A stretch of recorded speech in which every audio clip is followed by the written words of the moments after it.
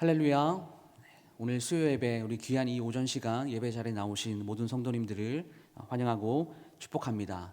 개인적으로 수요 예배 참 오랜만에 설교를 또 담당해서 오늘 진행하는 것 같은데요. 오늘 함께 우리가 읽은 이 본문의 말씀을 가지고 하나님이 낯설게 느껴질 때라는 제목으로 오늘 하나님 말씀 전하겠습니다. 여러분들은 누군가의 예상하지 못한 모습을 보고 놀라셨던 적이 있으십니까? 내가 잘 알고 있는 사람에게서 정말 좀 색다른 면모를 보게 되었던 적이 있으십니까? 저 사람을 보면서, 변한 모습을 보면서 와, 낯설다, 내가 알고 있는 저 사람이 맞나? 라고 하는 생각이 들 때에 때로는 우리는 참 충격적이라고 할 수 있을 만큼 뜻밖의 다른 모습을 통해서 우리는 참 놀라움을 느낄 때가 있습니다.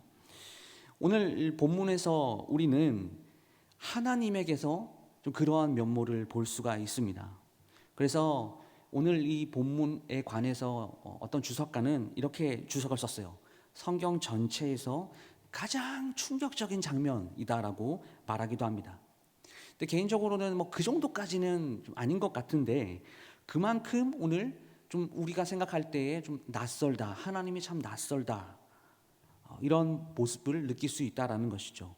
그렇다면 대체 어떤 부분에서 우리는 하나님이 참 낯설다라고 그렇게 이야기할 수 있을까요? 그렇게 생각을 해볼 수 있을까요? 오늘 13절 말씀을 보시면 하나님께서 이렇게 말씀하십니다. 너희가 나를 버리고 다른 신들을 섬기니 그러므로 내가 다시는 너희를 구원하지 아니하리라. 여러분, 하나님께서 이스라엘에게 내가 다시는 너희를 구원하지 않겠다라고 말씀을 하셨어요. 여러분, 놀랍지 않으십니까? 이스라엘이 어떤 민족인지 우리가 조금 이해를 하면 오늘의 이 하나님의 이 말씀은 너무나 좀 충격적인 말씀인 것이죠. 이스라엘 백성이 어떤 민족입니까? 하나님의 특별함을 받은 민족이죠. 하나님의 너무너무나 크신 능력으로 하나님께서 늘 이스라엘 백성들과 함께 하셨고, 그리고 그들을 인도하셨던 하나님이십니다. 이스라엘이 이 430년이라는 이 애굽에서 노예 생활을 할 때에도 그들을 잊지 않으시고 하나님이 모세라는 지도자를 보내주셔서 그들을 출애굽 구원해 주셨어요. 그리고 광야 생활 가운데서 죽지 않고 평안하게 그들을 먹이셨고, 그리고 입히셨고 보호하셨습니다. 이스라엘은 우리가 부인할 수 없을 정도로 하나님의 사랑, 하나님의 크신 사랑과 그 은혜를 누리고 경험했던 민족이었다라는 것이죠. 그런데 그런 이스라엘에게 오늘 하나님께서 뭐라고 말씀하십니까? 다시는 내가 너희들을 구원하지 않겠다. 여러분, 이스라엘의 하나님이 그들의 하나님 되시기를 이제 그만두시겠다, 마치 이러한 선언을 하신 것 같아요. 우리가 지금 이 본문의 말씀을 읽으면서 이렇게 말씀하시는 하나님이 너무나 낯설게 느껴집니다. 왜 그렇습니까? 우리가 생각하는 하나님의 모습과 오늘 본문에 나타나 있는 하나님의 모습이 너무 다르기 때문이죠. 하나님의 성품에 어울리지 않는 말씀처럼 들려요. 하나님이 이 불순종하고 있는 이 이스라엘 민족에게 그냥 오늘의 이 말씀이 좀 겁을 주려고 하신 말씀일까요? 근데 중요한 것은요, 하나님께서 오늘 이 말씀을 언제 하셨냐 하는 겁니다. 이스라엘이 무려 우상 숭배의 그 죄악을 하나님께 자백한 이후에 하나님께서 오늘 이 말씀을 하셨다라는 것이죠. 그래서 그 의미를 우리가 더 주의 깊게 생각하게 만들어요. 이스라엘이 하나님께 어떻게 말을 했냐? 10절 본문을 보시게 되면 이런 말씀이 있죠. 이스라엘 자손이 여호와께 부르짖어 이르되 우리가 우리 하나님을 버리고 바알들을 섬김으로 주께 범죄하였나이다 하니, 이스라엘이 자신의 잘못을 고백하고 그리고 하나님께 죄를 범죄했다라는 것을 오늘 말씀을 통해서 인정합니다. 이 첫사람 아담이 그랬던 것처럼, 그리고 우리가 자주 그러는 것처럼 다른 사람들에게 죄의 원인을 돌리고 그 책임을 묻고 그 핑계들을 막 늘어놓는 것이 아니죠. 자신의 죄를 인정하고 하나님의 용서하심을 구하고 있어요. 그런데 하나님은 그렇게 용서를 구하는 이스라엘 백성들에게 오늘 이런 말씀을 하시는 겁니다. 왜 이런 말씀을 하시는 걸까요? 이스라엘에 대해서 오래 참으시고 인자하시고 은혜로우신 하나님이 이제 그들을 포기하시겠다니요. 여러분, 하나님이 변하신 것입니까? 여러분, 우리가 오늘 이 말씀을 어떻게 이해해야 되겠습니까? 마치 하나님도 참을 만큼 참았고 그 한계가 있으니까 더 이상은 힘들다, 혹은 이스라엘처럼 하면 우리도 하나님을 변하게 만들 수 있다, 뭐 이런 것일까요? 마치 이 아이들을 키우면서 이 엄마들의 어떤 성격이 변하는 것처럼 그동안 하나님이 이스라엘을 돌보시면서 이 쌓아왔던 어떤 분노들을 참다가 폭발하신 것입니까? 우리가 성경을 통해서 보는 하나님은 어떤 하나님이십니까? 우리가 알고 있습니다. 자비로우신 하나님, 그리고 인자하신 하나님, 오래오래 참으시는 하나님, 포기하지 않으시는 하나님, 끝까지 자기 백성에게 은혜를 베푸시는 하나님, 그런 하나님이시죠. 물론 맞습니다.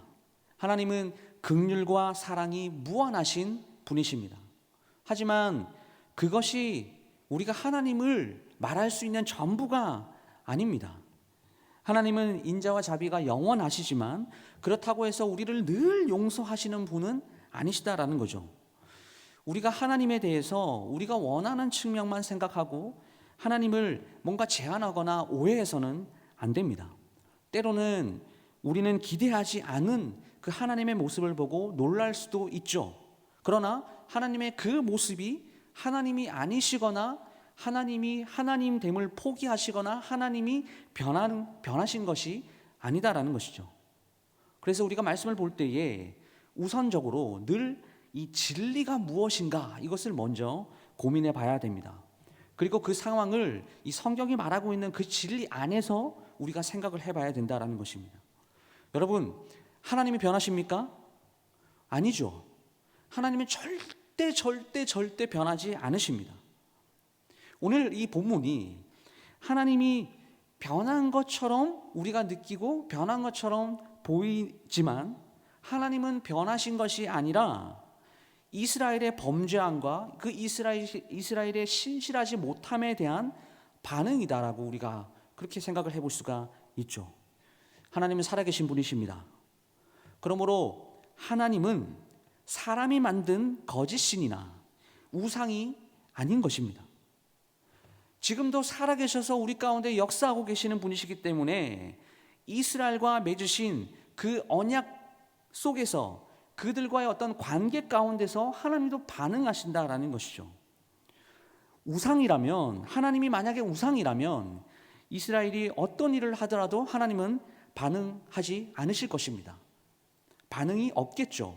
하지만 하나님은 살아계셔서 이스라엘과 지금도 함께 하시는 분이시기 때문에 그들이 어떻게 하나님을 어떻게 대하느냐에 따라서 하나님도 그때마다 다른 태도를 취하신다라는 것이죠. 그래서 우리가 이 말씀을 볼 때에 이렇게 생각하는 것이 더 좋은 것 같습니다. 하나님이 어떻게 이런 말씀을 하실 수 있으신가? 이렇게 생각하기보다는 이스라엘이 대체 무엇을 했길래 하나님께서 이렇게 반응하시는가? 이렇게 말씀하시는가? 이렇게 생각을 해봐야 된다라는 것이죠. 여러분, 왜 우리가 이렇게 생각해야 됩니까? 문제의 원인이 하나님께 있는 것이 아니라 이스라엘 백성들에게 있기 때문입니다. 그래서 오늘 이 본문을 통해서 이스라엘의 문제가 무엇인가 우리가 함께 살펴보면서 오늘 말씀이 우리에게 주는 교훈이 무엇인지 깊이 생각하고 좀 묵상하는 시간이 되었으면 좋겠습니다. 오늘 본문의 말씀은요, 이 엘리멜렉 후에 있었던 두 명의 이 사사가 짧게 언급이 됩니다.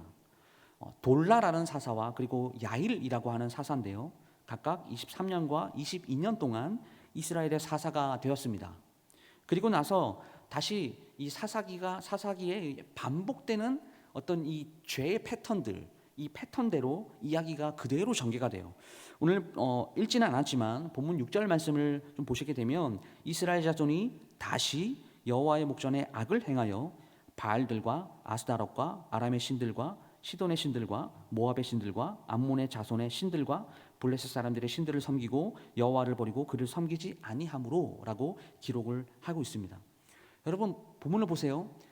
가면 갈수록 이 이스라엘이 어떻습니까? 우상 천국이 되고 있죠. 지금 이스라엘 백성들도요, 이렇게 정신을 못 차리고 있어요. 그때 이스라엘이 무엇을 합니까? 다시 하나님 앞에서 반복적으로 계속해서 악을 행합니다. 하나님을 버리고 이방 신들을 자꾸자꾸 섬기는 거예요. 그런데 이 사사기 10장 정도쯤 되면 이스라엘의 이러한 어떤 악이 반복되는 이런 모습이 사실 뭐 새롭지도 않고 놀랍지도 않습니다. 또다시 이스라엘은 그들이 했던 잘못들을 계속해서 잘못을 반복하고 있습니다. 계속 반복되는 일이지만 이번에 이 반복이 조금 다른 점이 있다라고 한다면 이 사사기의 저자가 7이라는 이 숫자에 맞춰서 이 신들을 쫙 이렇게 나열했다라는 거예요. 성경에서 이 7이라는 숫자, 이 많은 의미로 사용될 때가 있는데 오늘 본문이 바로 그런 경우입니다. 이스라엘이 섬기는 이방 신들을 한번 보시겠습니까? 너무나 많아요. 아스다로스를 제외하고는 모두가 어떻게 기록되어 있어요? 신들 이렇게 기록되고 있죠. 복수의 신들이 기록되고 있는 거예요. 여러분, 이스라엘이요, 너무나 욕심이 많아서요, 사방팔방의 모든 신들은 다 끌어당겨가지고 다 섬긴 것 같습니다.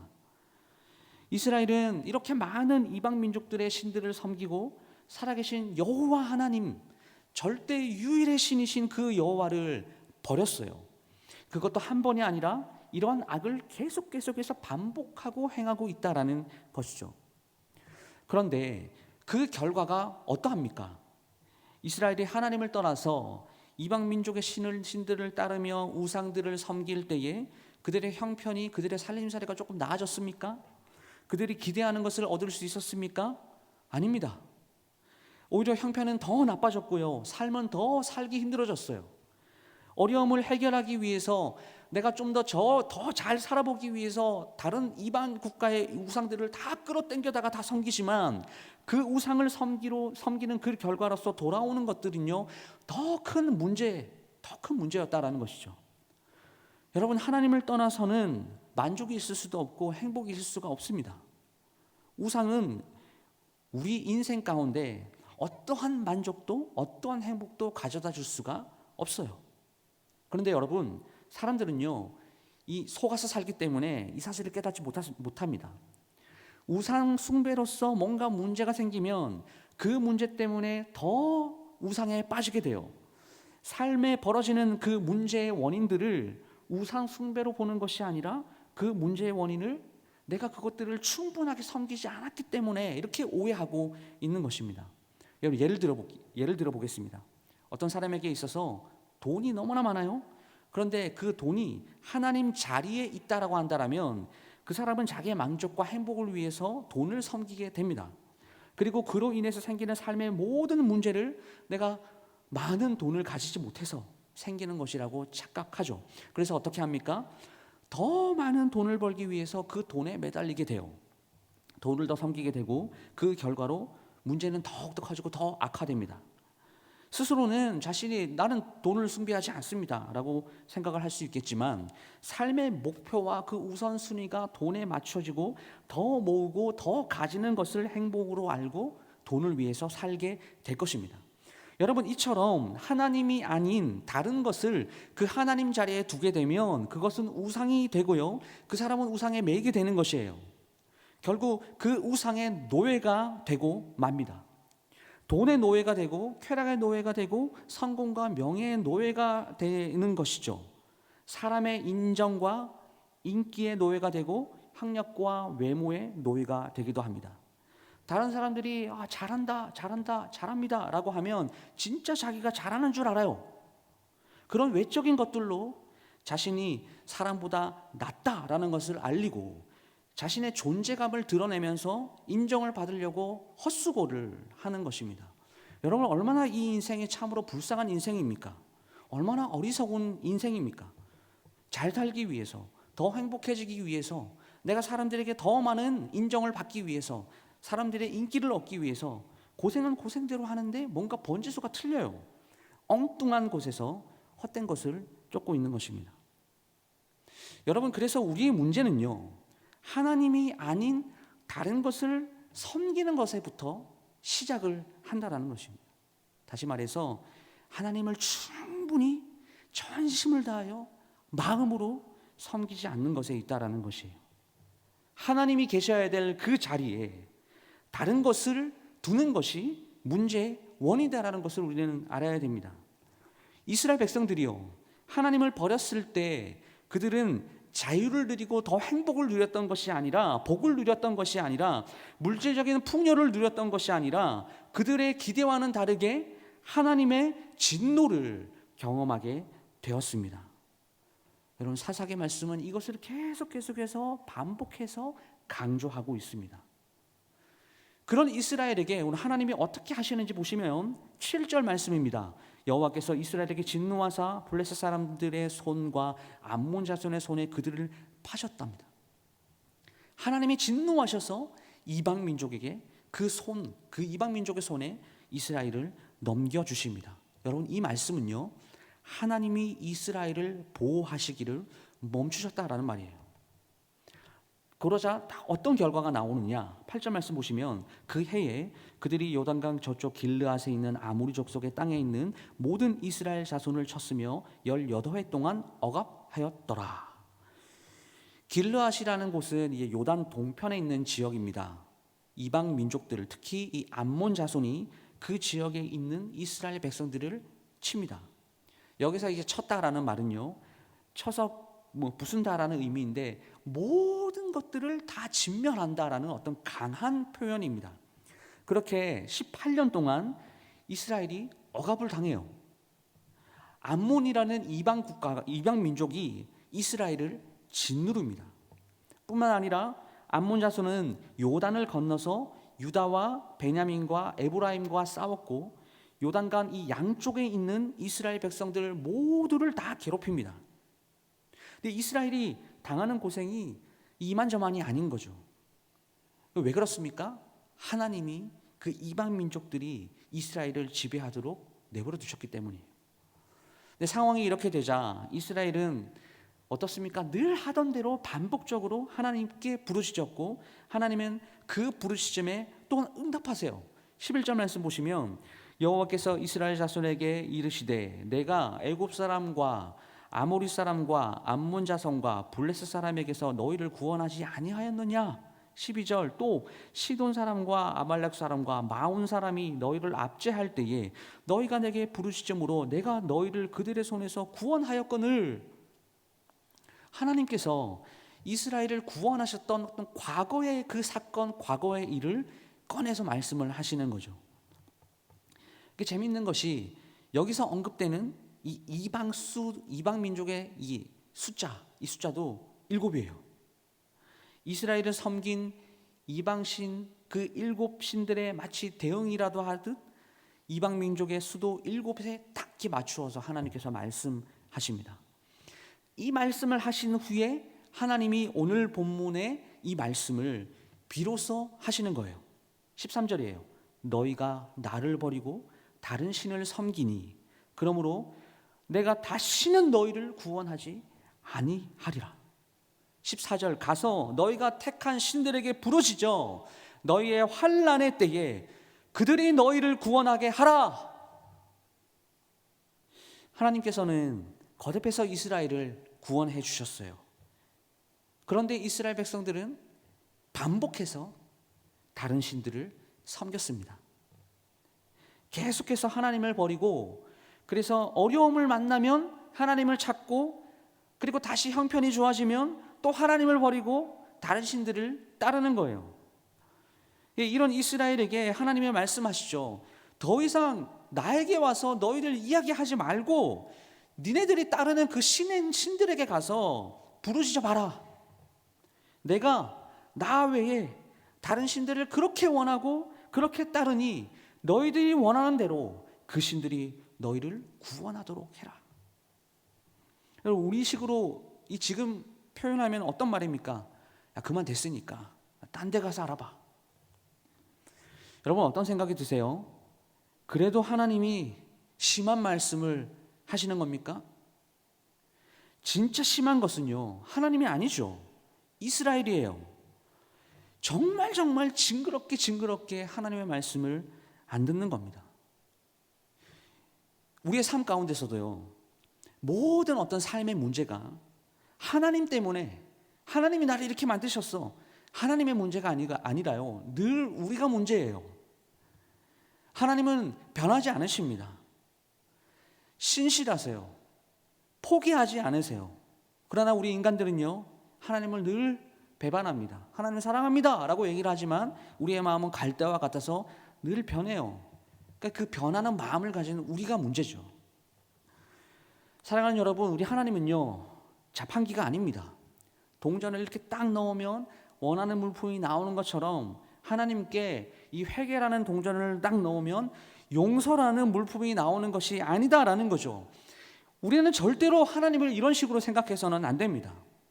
물론 우리가 하나님께 전심으로 나의 죄를 회개하면 하나님께서는 신실하셔서 용서해 주십니다.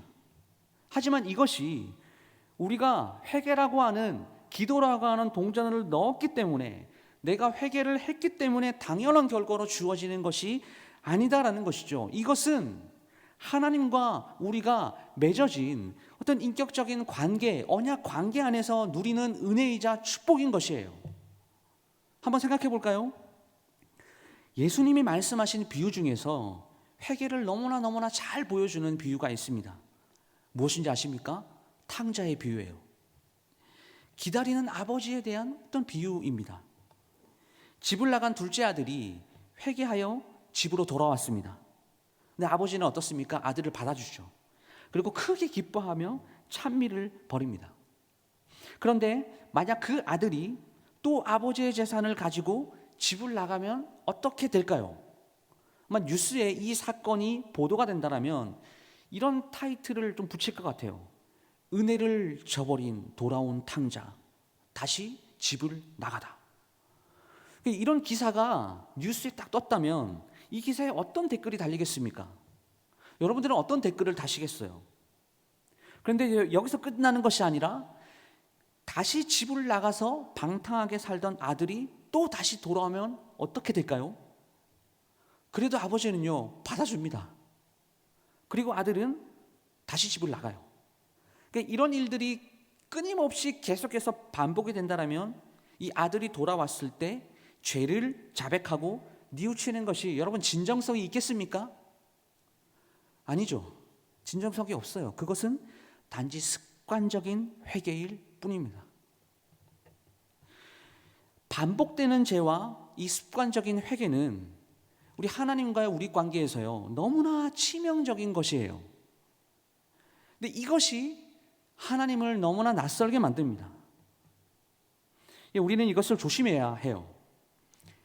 죄에 대해서 가볍게 생각하고 습관적으로 그 죄를 반복하고 있지는 않는지 우리가 정신을 차리고 깨어서 경계하고 조심해야 하는 것입니다. 또한 회개라고 말하지만 애통하는 마음과 진실된 뉘우침 없이 그냥 입술의 고백으로 우리의 회개가 끝나고 있진 않는지 점검할 필요가 있습니다. 만약 나에게 어떤 반복되는 죄가 있다라면, 형식적이고 습관적인 회개가 반복되고 있다라면 그 모습을 통해서 우리는 오늘 본문의 말씀의 이 하나님, 뜻밖의 하나님, 낯선 하나님을 만나게 될 것입니다. 하나님이 낯설게 느껴질 거예요. 죄로 인해서 하나님과의 그 언약 관계, 그 인간적인 어떤 올바른 관계 가운데서 나타나는, 누릴 수 있는 그 친밀감과 은혜를 죄 때문에 경험할 수 없기 때문이죠. 하나님과의 친밀한 관계에서 오는 그 만족과 기쁨은 하나님을 온전한 마음으로, 진실된 마음으로 섬기고 순종할 때에 경험할 수 있는 것입니다. 나에게 해결되지 않는 어떤 죄의 문제가 있다라면 그 하나님 관계에서 얻을 수 있는 온전한 기쁨을 얻을 수가 없는 것이에요. 그러니 사랑하는 성도 여러분, 그러므로 끊임없이 우리는 자신을 살피고 스스로를 점검해 봐야 합니다. 그 누구보다 친밀할 수밖에 없는, 당연히 친밀해야 하는 그 하나님과의 우리와의 그 관계를 망치는 것은 무엇이 있습니까? 나에게 있어서 하나님을 낯설게 만드는 그 무언가, 그것은 과연 무엇입니까? 우리가 주님 안에서 누릴 수 있는 그 하나님과의 그 친밀감, 그 놀라운 특권, 그 은혜를 다른 쓸데없는 것들과 바꾸지 마십시오. 여러분, 오늘 본문에서 이스라엘은 그 하나님을 우상과 바꾸어 버렸습니다.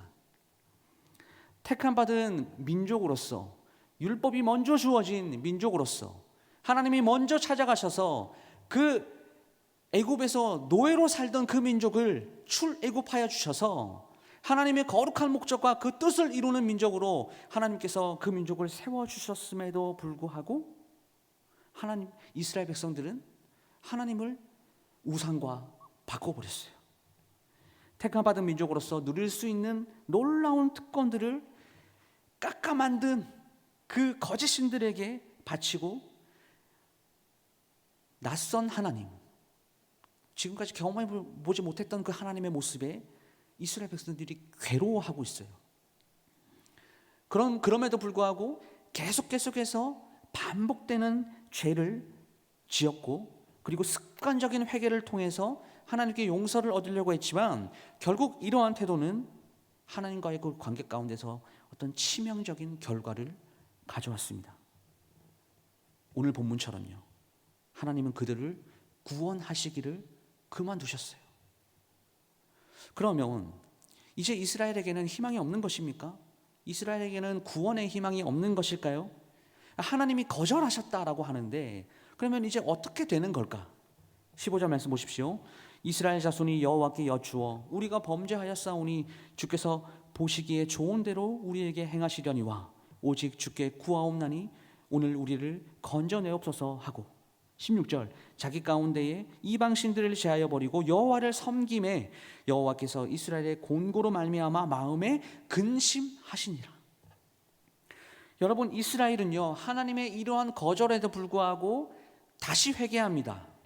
자기 가운데 있는 이방신들을 제거하고 하나님을 섬겨요. 오늘 이 16절 본문에 나와 있는 이 사사기에 나오는 이 이스라엘의 회개는 진짜 강력한 회개입니다. 이러한 이스라엘의 수고와 당하는 고통으로 인해서 하나님이 어떻게 하셨다고 표현되어 있어요? 마음에 근심하셨다라고 이렇게 표현하고 있습니다. 하나님이 근심하셨다라는 것은 어떤 하나님의 인성에 해당되는 부분을 우리 인간이 이해할 수 있도록 표현하는 것이에요.